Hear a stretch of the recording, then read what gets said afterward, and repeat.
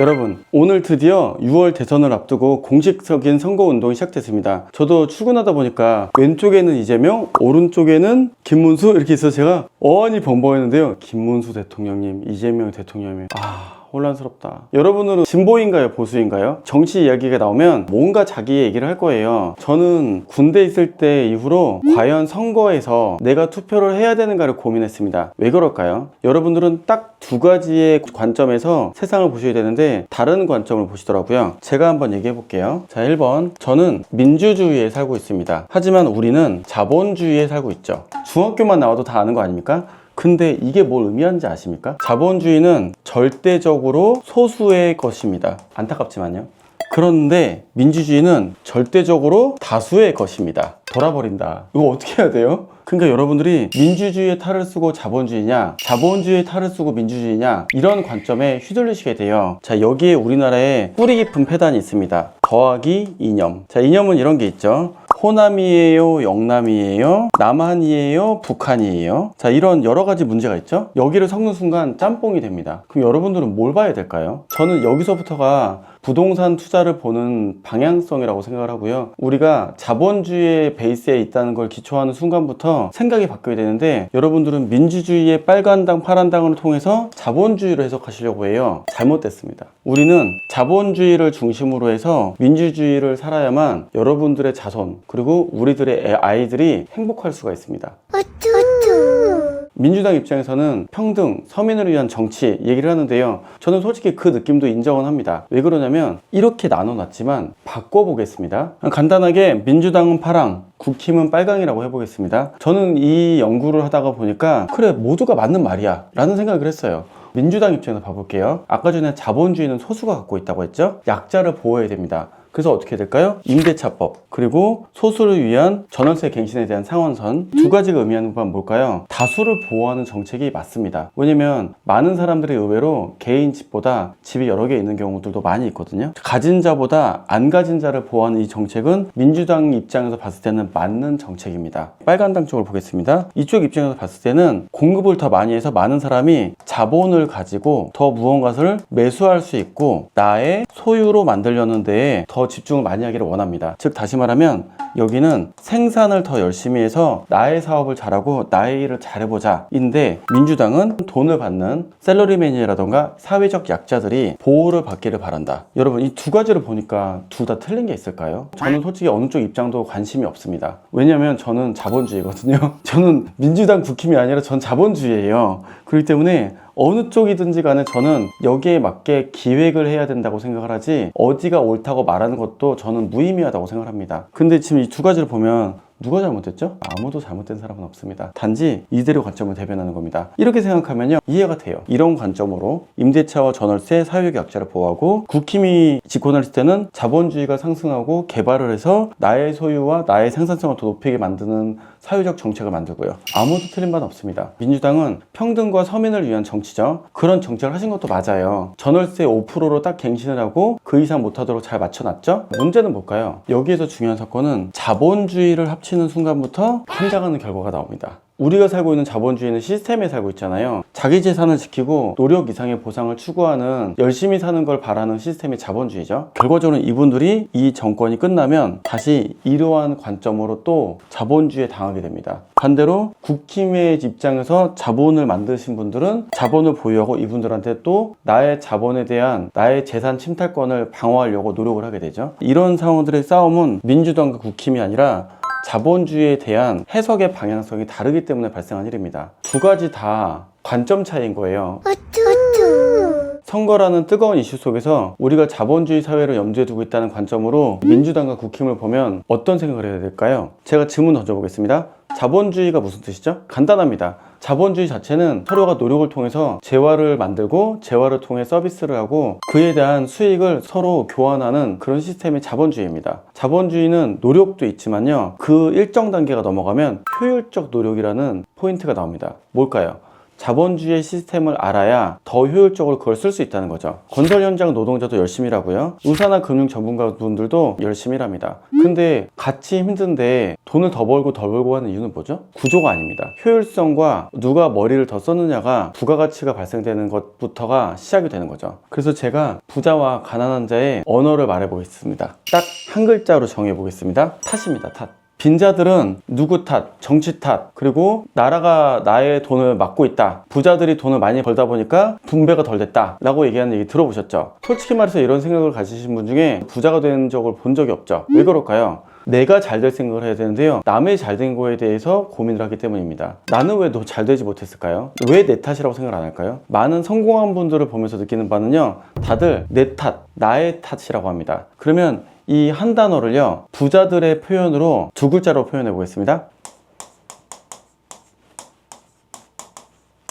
내 탓이요, 내가 책임지겠소 라고 생각을 합니다. 정말 부자분들은 다들 책임을 질 생각을 합니다. 내가 투자를 했습니다. 잘못됐네. 내 판단이 잘못했지. 트럼프가 잘못했거나 이재명이 문제라던가 김문수가 잘못했다고 말하지 않습니다. 현재 상황에 대한 해석을 잘 못한 거예요. 근데 이렇게 책임을 지는 분들은 반대로 어떤 일이 발생할까요? 그 책임에 대한 대가로 수익이 나거나 손해가 납니다. 내가 잘못한 거예요. 이를 통해서 어떤 일이 발생하냐면 개선이 발생합니다. 개선을 하면 또 어떻게 될까요? 다시 또 도전을 해봅니다. 탓과 책임이 개선을 통해서 리뉴얼 됩니다.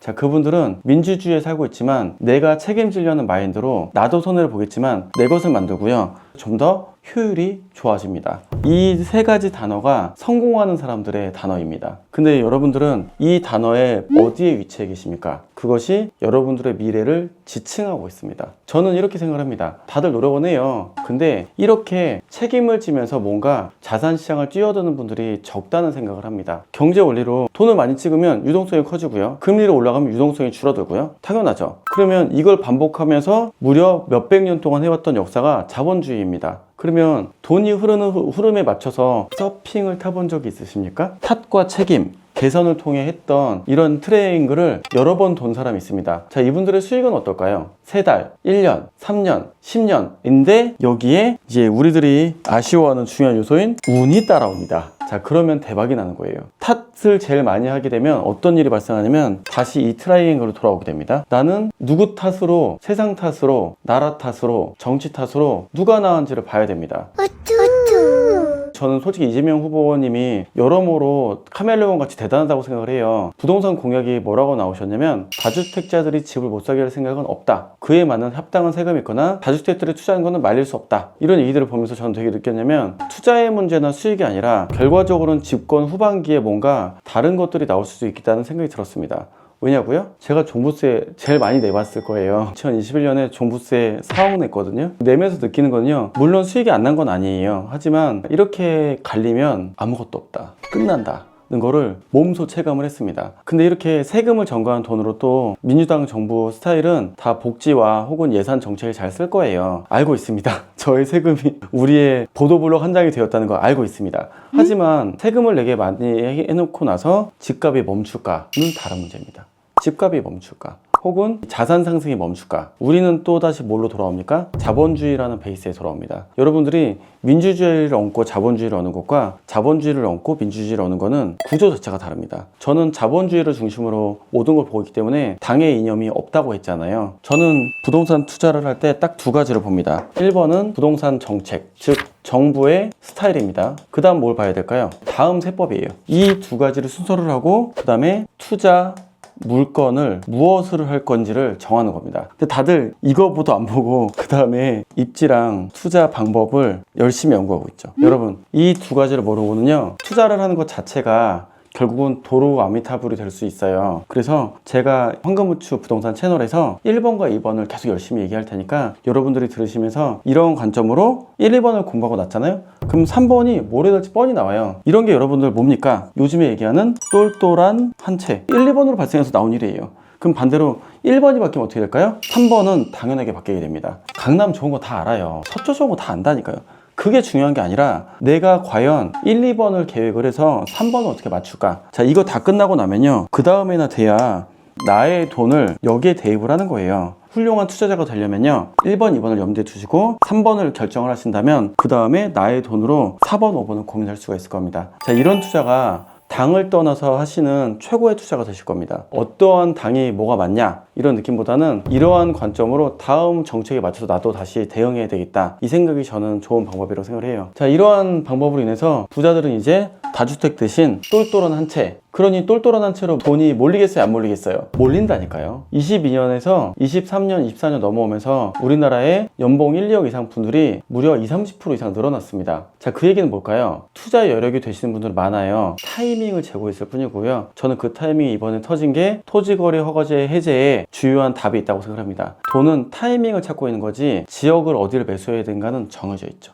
단지 그들이 1번 정책에 맞춰서 빠른 속도로 움직였죠. 그분들이 가격을 계속 메꿔주고 있잖아요. 하락할까요? 여러분들은 이 토지거래 허가제에 당이 있습니까? 당이던가 빨간색 파란색에 휘둘리고 있는 겁니다. 선거 한 표 찍고 놀러갈 생각하지 마시고요. 이로 인해서 나는 어떤 투자할지에 대한 계획을 하십시오. 이거 모르시면 미국 주식하고 코인 하셔야죠. 그래서 여러분들은 이제 나라 탓, 정치 탓 그만하고 어떻게 하면 내가 더 잘 살 수 있을지, 돈을 번 사람들이 내 탓을 하고 내가 책임을 지고 수익 나고 손해를 보면서 그 사람이 개선해서 올라왔던 이 트라이앵글을 여러분도 도르실 준비가 되셔야 됩니다. 단 5만 원이든 10만 원이든요. 이렇게 해서 죽도록 달리고 있는 와중에 좋은 운까지 잡으니까 성공하는 거죠. 남 탓을 하는 게 아니라 내가 잘할 생각을 하셔야 됩니다. 제가 무료 강의도 열심히 하고 부동산 유튜브도 정보도 열심히 올려드리고 있잖아요. 제가 솔직히 이게 되게 좋았어요. 부동산을 하고 나서 보니까요, 매도한 사람은 매도한 사람대로 수익이 나서 다른 무언가를 사시거나 하실 거고요, 중개사님도 돈을 벌고요, 대출 상담사도 돈을 벌고요, 은행도 돈을 벌고요, 저도 부동산이 오르니까 돈을 벌고요. 부동산은 제로섬 게임이 아니더라고요. 주식은 제로섬 게임이죠.